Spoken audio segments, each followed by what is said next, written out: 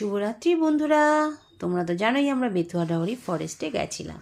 আর এই দেখো বেতুয়া ডাওরি ফরেস্টের ভিউ। এটা হচ্ছে নদিয়া জেলায় বেতুয়া ডাওরি ফরেস্টটা।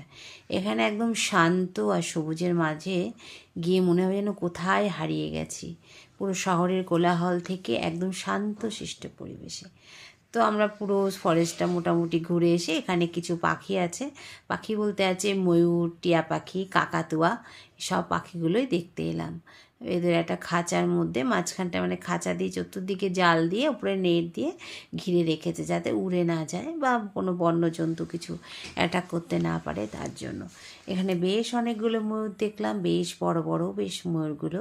আমার তো ভীষণই ভালো লাগলো, শিশু হয়ে গেছিলাম জানো তো যখন এই জঙ্গলে গেছেন। এই যে আর আমাদের সামনে দেখছো এনসিসি দল আর কি, কোনো স্কুলের, এরা বললো গোপালনগর স্কুল থেকে এনসিসি টিমটা এসেছিলো তাদের মাস্টারমশাইদের সাথে।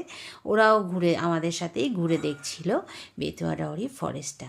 ও আরেকটা কথা বলে রাখি, বেতুয়া ডাওরি ফরেস্টে কিন্তু নিয়ম আছে, এখানে ঢোকার জন্য কোনো এন্ট্রি ফি লাগবে না।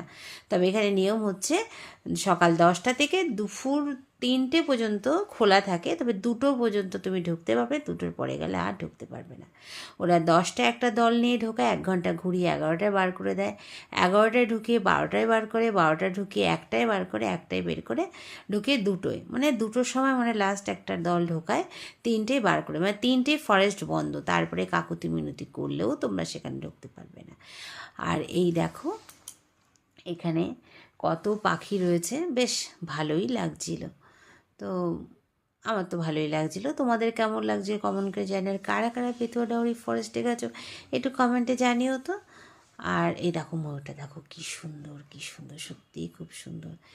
আর এই ময়ূরটার কালারটা দেখো, খুব সুন্দর কালারটা, এত ভালো লাগছিল না। আর বেশ পাখিগুলো ডাকছিল, ভীষণই ভালো লাগছিল। যারা যারা বেতুয়া ডাওরি ফরেস্টে গেছো একটু কমেন্ট করে জানিও প্লিজ, তাহলে আমার খুব ভালো লাগবে। আর আজকের এই ভিডিওটা তোমাদের কেমন লাগলো একটু কমেন্টে জানিও, আমি কমেন্টের আশায় রইলাম। আর দেখো কত মানুষের ভিড়, রবিবার না, শীতের ছুটি সকাল, রবিবারের সকাল, তার মধ্যে শীত কুয়াশা, বেশ সবাই আনন্দ করতে বেরিয়ে গেছে। আমরাও সব এরকমই আনন্দ করতে বেরিয়েছি ঘুরতে। তো শীতকাল মানেই তো ঘোরার দিন, জানোই তো। দেখো ময়ূরটা বসে আছে আর পুরো নীল রং, এত ভালো লাগছিল না কি বলবো। আর এখানে যে কতগুলো টিয়া পাখি ছিল, দেখো টিয়া পাখিগুলো জোড়ায় জোড়ায় বসে রয়েছে।